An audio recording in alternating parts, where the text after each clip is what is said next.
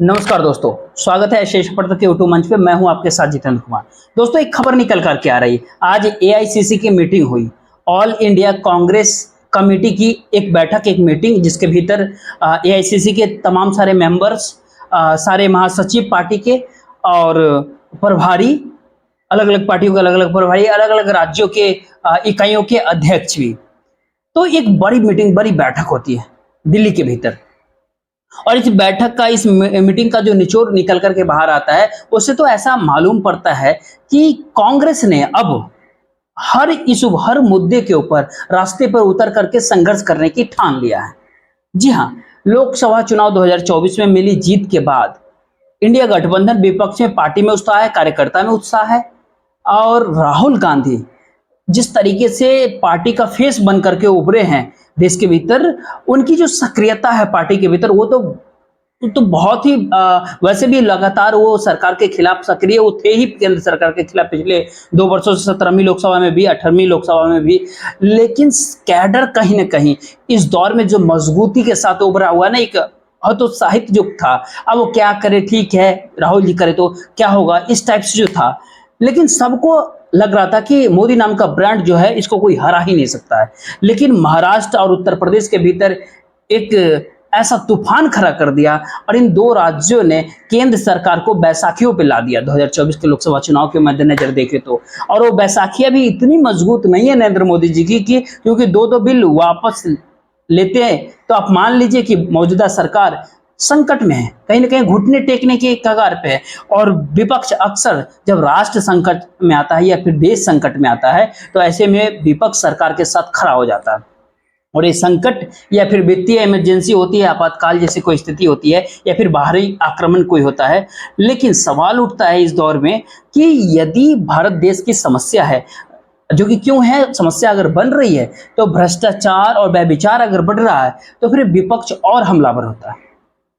और केंद्र के भीतर जो भी सत्ता के अंदर होता है, या फिर राज्य के भीतर जो सत्ता में होता है, उसके लिए वो कहीं ना कहीं करंट की स्थिति होती है। हाल ही में लोकसभा चुनाव 2024 में बड़े मुश्किल से सरकार बना पा रहा है भारतीय जनता पार्टी या एनडीए गुट का जो कुनबा है। अब आने वाले 4 राज्यों के विधानसभा चुनाव की ओर झांक रही है महाराष्ट्र, हरियाणा, झारखंड और जम्मू कश्मीर।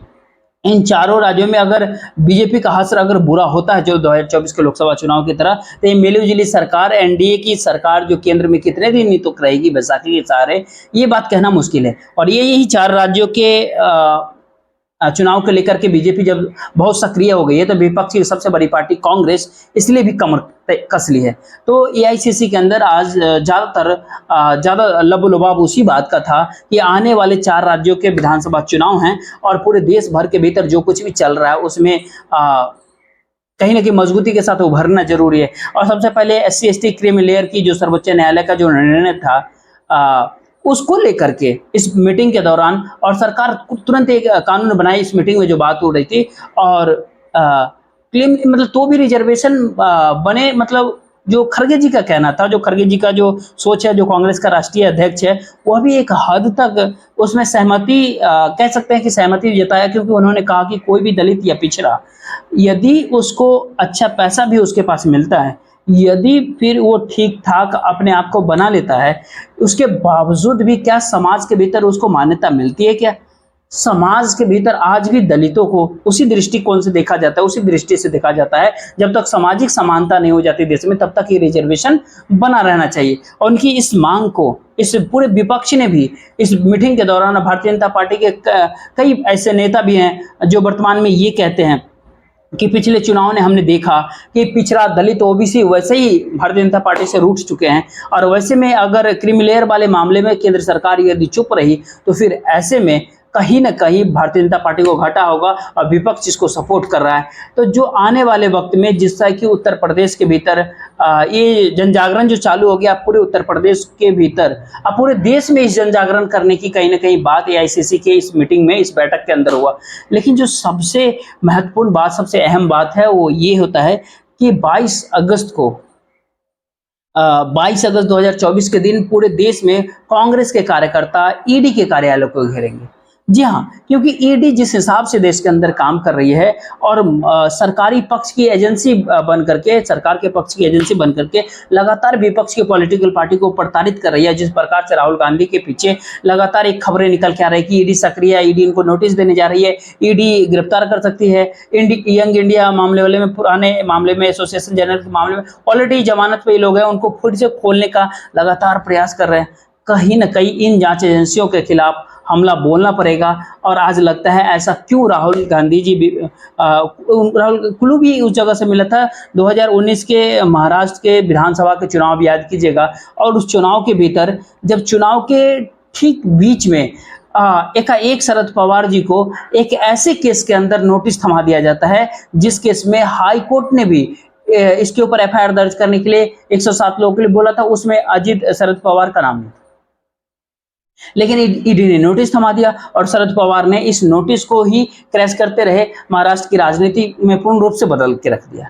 शरद पवार बारामती से उठ करके सीधे मुंबई पहुंच जाते हैं और मुंबई में वो ऐलान कर देते हैं कि ईडी का नोटिस मिला। उन्होंने कहा कि उन्होंने समन भेजा है,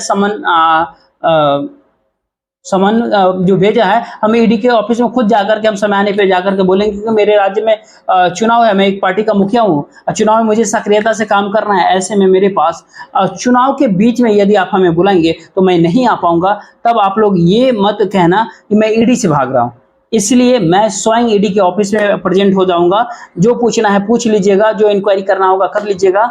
और शरद पवार इस तरह के तेवर के साथ मुंबई के भीतर ऐलान किया। लाखों के हुजूम जब इकट्ठा हो गया और लॉ एंड ऑर्डर की सिचुएशन खराब होने की स्थिति थी, मुंबई पुलिस के कमिश्नर के हाथ पांव फूलने लगे, वो ईडी के पास भागे। ईडी के अधिकारी शरद पवार जी के बंगले में आकर के बोलने लगे, कहने लगे भाई साहब इस ईडी के नोटिस को आप भूल जाइए, मुझे आपकी जरूरत ही नहीं है, आप माफ कीजिए और इसको बस खत्म कीजिए आप। और उसके बाद जब शरद पवार महाराष्ट्र की राजनीति में जो पूरे महाराष्ट्र के दौरे पर निकले, चाहे बरसात में भीगते हुए उनके भाषण हो या फिर तमाम सारे महाराष्ट्र के इलाके में पानी के बीच चल करके लोगों को कुछ बताना हो, और पूरा महाराष्ट्र शरद पवार के पीछे आकर खड़ा हो गया, क्योंकि शरद पवार को बिना वजह फिर दिल्ली ने ईडी की नोटिस थमा दिया था। एक बेहतरीन उदाहरण, बेहतरीन एग्जाम्पल आपके सामने हम रखते हैं। यदि ईडी के ऑफिस में सभी कांग्रेसी पहुंचते हैं तो फिर ऐसे में ईडी को ये ऐसा सोचना पड़ेगा, क्योंकि यदि आप ज्यादा गैर कानूनी काम करोगे तो फिर आपको तकलीफें होगी। और ईडी के गैर कानूनी काम इसलिए भी हम कह सकते हैं उसको, क्योंकि संजय राउत का चाहे मामला हो, चाहे अनिल देशमुख के बेल एप्लीकेशन हो, संजय सिंह के बेल एप्लीकेशन हो, या फिर ये कहे कि महाराष्ट्र के दिल्ली के मुख्यमंत्री उप मुख्यमंत्री मनीष सिसोदिया को, झारखंड के मुख्यमंत्री हेमंत सोरेन की हो, सभी के मामले में, या छत्तीसगढ़ के भीतर जो सर्वोच्च न्यायालय ने जो कहा था कि किसी के कथन में या किसी के लिखे हुए कागज पर आप किसी को कैसे जेल में रख सकते हैं, आपको वैज्ञानिक साक्ष्य जुटाने पड़ेंगे। तो वैज्ञानिक साक्ष्य है ही नहीं तो किसी भी मामले में, इसका मामला ये है कि किसी को भी आपको ये कह दे फलाना नेता पैसे मांग रहा था, तो आप उस व्यक्ति को उठा के जेल में थोड़ी डाल दीजिएगा। जो इस केंद्र सरकार को तकलीफ देगा वो सीधा ईडी उसको जेल में पहुंचा देती है। ये परसेप्शन पूरे देश के भीतर बन चुका था और पूरे इंडिया गठबंधन के विपक्ष के नेता के ऊपर इस तरह के हमलावर होते रहे। ये इसी बात को लेकर के अगस्त 22 अगस्त को 2024 को जांच एजेंसी ईडी के तमाम कार्यालय को कांग्रेस के कार्यकर्ता घेरेंगे 22 अगस्त के दिन, और ये एक नया मुहिम चलाने का प्रयास कर रहे हैं। यही ये कार्यकर्ताओं को जब लगातार आप कार्यक्रम देते रहोगे तो कार्यकर्ता सक्रिय होता है, और कांग्रेस का कार्यकर्ता धीरे धीरे सक्रिय होने लगा, क्योंकि इसको समझ आने लगा है कि लोग हमारे साथ जुड़ रहे हैं, और जिसको हम जिसको उपविजय मतलब उसको पराजय करना, जिसको कोई पराजय नहीं कर सकता था, उसको पराजय करना कोई मामूली बात नहीं। 240 पे आने वाले लोगों को आप 140 पे लाने में, 150 पे लाने में ज्यादा समय नहीं लगेगा। उसके बाद उन्होंने कहा है, जो हिंडनबर्ग का जो ताजी रिपोर्ट आई है, दो रिपोर्ट आई है, जिसमें सेबी के अध्यक्ष के ऊपर जो उंगली उठाई गई है, सेबी का अध्यक्ष का इस्तीफा होना चाहिए। हिंडनबर्ग में भी पिछली बार जब भी हिंडनबर्ग के ऊपर आरोप होता है, सत्ता पक्ष कहता है कि भारत के विकास पर हमला हो रहा है। अडानी को सीधा भारत का विकास के साथ कैसे जोड़ सकते हैं? आखिर अडानी जी को भारत के विकास के साथ जोड़ करके आप भारत के तमाम उद्योगपतियों को, छोटे व्यापारियों को, एमएसएमई में काम करने वाले लाखों उन मैन्युफैक्चरर्स के साथ अन्याय तो नहीं कहीं कर रहे हैं। आखिर अडानी सबसे बड़े रईस हो सकते हैं, लेकिन अडानी सबसे बड़े कर्जदार भी हैं। कई सारे बैंकों से कर्ज लेकर के रखा है। अडानी कोई अपने बलबूते पर इतना बड़ा साम्राज्य थोड़ी फैलाते हैं। अडानी के ऊपर हर जगह से आरोप है, कभी मनी लॉन्ड्रिंग का आरोप है, तो कभी ज्यादा ओवर बिलिंग का आरोप है, कभी जबरदस्ती ईडी, सीबीआई, ईडी, तमाम सारे इनकम टैक्स, तो सबको सरकारी आशीर्वाद से बड़े बड़े उद्योग का हथियाने का, उसका आरोप भी अडानी जी के ऊपर होता है। तो वो देश के विकास के साथ कैसे जुड़ सकते, कैसे? तो फिर अडानी के ऊपर जब कभी भी हमला होता था, देश के विकास पर हमला, जो भारत पर हमला, इस तरह की प्रचारित कर भारतीय जनता पार्टी कहीं ना कहीं उस फोकस जो होता है भ्रष्टाचार का, उसको शिफ्ट करने का प्रयास कर, केंद्र की सत्ता में जो बैठे हुए लोग हैं वो करना चाहते हैं। और इसी का विपक्ष विरोध करते हैं। सेबी के चेयरमैन के ऊपर जो आरोप है, जो क्लैश ऑफ जो इंटरेस्ट है, वो सब सामने आ रही है।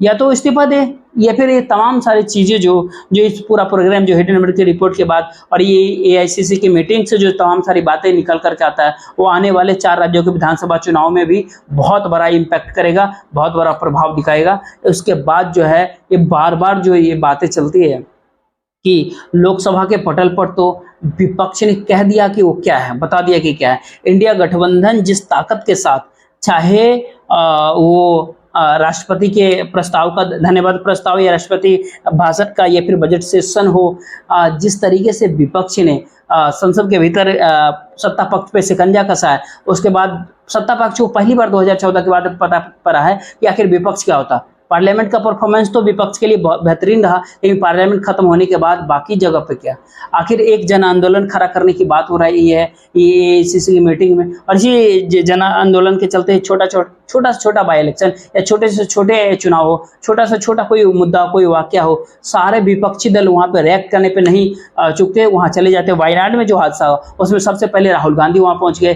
अब राहुल गांधी के तुरंत बाद जाने में शायद प्रधानमंत्री को ऐसा लग रहा होगा कि ये इमीडिएटली अगर वहां जाते तो लोग सोचे ये कॉपी किया, इसलिए उनको थोड़ी देर से जाना पड़ा। लेकिन वो इस बात वो पूछा जाए कि वो क्यों नहीं, ओलंपिक के जो मेडल्स हैं, जो वहाँ जो कंट्रोवर्सी हुई, जो विनेश को लेकर के जो कंट्रोवर्सी हुई, उसमें फिर सरकार कटघरे में खड़ी हुई। सरकार को बाकायदा संसद के भीतर जो विपक्ष ने उनको कटघरे में खड़ा किया, क्योंकि आप ये जब तक आपका कैडर है, आपके कार्यक्रम देखिए, आपके कार्यक्रम में नहीं जुटाओगे तब तक कैडर की आदत नहीं होती। कांग्रेस का कैडर मतलब काफी कहते हैं ना सुविधा भोगी हो गया था, लगातार सत्ता में रहने की वजह से, सत्ता में रहते रहते और सत्ता में रहने की वजह से ही जो आलस्य आता है वो तो आ ही गया था कांग्रेस के कार्यकर्ता को। लेकिन सत्ता ज्यादा देर नहीं, मतलब इतनी फौज इकट्ठा होती है दलालों की, और वो दलाल की फौज पार्टी के कार्यकर्ताओं को दूर हटाती है, पार्टी के कार्यकर्ता घर बैठ जाते हैं।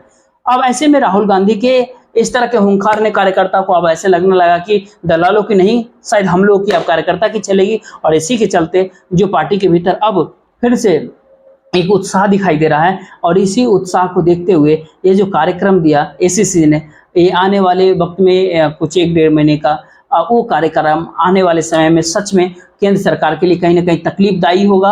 ये 4 राज्यों का जो विधानसभा का चुनाव, 4 राज्यों में भी इस कार्यक्रम का कहीं ना कहीं प्रभाव दिखेगा। और एक तरह से इस बैठक की तमाम सारी जानकारी को इकट्ठा करते हैं तो इसमें एक बात पूरा साफ होता है कि इतना बड़ा फैला हुआ एजेंडा जो है, इसमें बहुत बड़ा इंडिया गठबंधन का जो मजबूती जो बन करके जो उभरी है विपक्ष जो संसद भवन के भीतर, तो उसमें कहीं ना कहीं सत्ता पक्ष को अब जो है सो दर्द होना स्वाभाविक है।